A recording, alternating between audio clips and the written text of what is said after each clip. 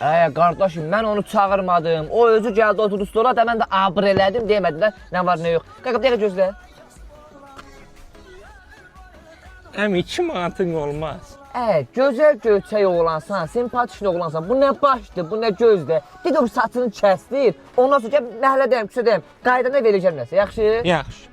Qaqa, qırdım, getdi qaqa. Məndə pul var, deyirlər, pul ver. Əmi saçımı da xıtırdım, mən o pulu nətər eləyək? Qaqa, inanırsan, üstündə nəqd yoxdur. Hə. Məndə ancaq belə kartda deyəm. Eybi yox da post terminalla həll eləyək, 2 manat. Ödə. Qaqa, məndə təməssü ödəniş işləmir. Mənə terminal lazımdır ki, mən kartı salam, pul çıxaram, inanırsan, yoxsa verərdim. Yaxşı, qoy görüm nağarırım, gözlə. Yaxşı. 10 deyirəm qaqa, bura. Hoşdur bu. Qardaş, hovuzu bura tikirsən ki, mən balkona çıxanda o hovuzu görüm. Əmi, mənim pulumu verirsən? Deyirəm ki, mənə ATM lazım, bir kartdan pul çıxar. Bu nədə gətirmişsən, sən sənə? Bilmirsən, ABV-nin ATM hər yerdə var. Ay,